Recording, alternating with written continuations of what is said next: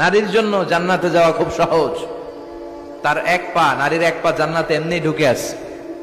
আর কিছু কাজ করলে, 4টা কাজ করলে বাকি পাটাও জান্নাতে ঢুকাই দিবে কে?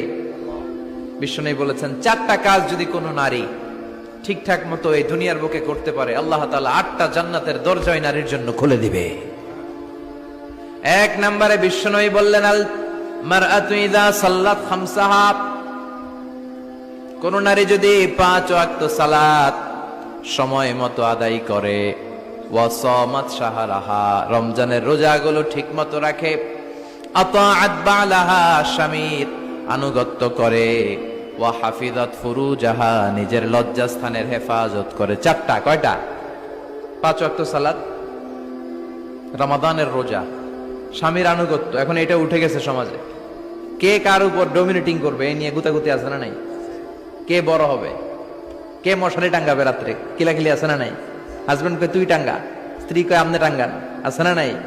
আনুগত্য নাই, ছোট্ট খাট্ট বিষয় নিয়ে কিলাকিলি। এজন্যই ফ্যামিলির মধ্যে শান্তি নাই। আমার বোনেরা, এই যে মহিলা সমাবেশে আসছেন, যাদের বিয়ে হয়েছে, হাজবেন্ড পেয়েছেন, এই হাজবেন্ড আপনার হীরার টুকরা, এটা আপনার জান্নাত। বিশ্বনবী বলেছেন, আল্লাহ ছাড়া কারো পায়ের সামনে যদি সিজদা দেওয়া জায়েজ হতো, সবগুলো নারীকে বলতাম স্বামীর পায়ে সিজদায় লুটিয়ে পড়ো। আল্লাহ ছাড়া যেহেতু কারোর সামনে সিজদা দেওয়া যায় না, তাই আমি এটা বলি না। যদি জায়েজ হতো, সব নারীকে বলতাম স্বামীর পায়ে লুটিয়ে পড়ো, স্বামী তোমার জান্নাত। 5 ওয়াক্ত সালাত পড়বেন, রমাদানের রোজা রাখবেন, স্বামীর আনুগত্য করবেন, নিজের লজ্জাস্থানের হেফাজত করবেন, নিজের সতীত্ব, নিজের সম্মানের হেফাজত করবেন। এই 4টা কাজ যদি কোনো নারী দুনিয়ার বুকে করতে পারে, তার জন্য 8টা জান্নাতের দরজা খুলে দিবে কে? আল্লাহ। এজন্য বোনেরা, আপনাদের জন্য ইসলাম পালন করা সহজ। আপনারা হচ্ছেন অনেক বড় একটা ইনস্টিটিউশন, কারণ আপনার ছেলে মেয়েদের প্রথম শিক্ষা প্রতিষ্ঠান আপনি নিজেই, তাই না? যারা সিলেটের ছেলে পেরে, এরা সিলেটি ভাষা পারে কেমনে? এর মার কাছ থেকে শিখে। ঢাকায় পোলা পাঞ্জা ঢাকায় কয় কেমতে? ঢাকার মায়ের কাছে শিখে।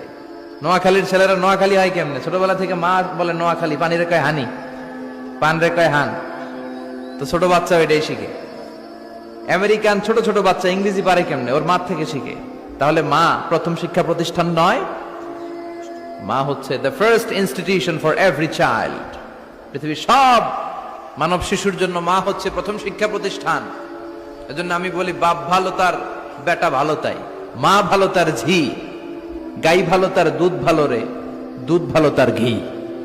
বাপ যদি ভালো তো বেটা ভালো, মা ভালো তো ঝি ভালো, দুধ গাই ভালো তো দুধ ভালো, দুধ ভালো তো ঘি ভালো।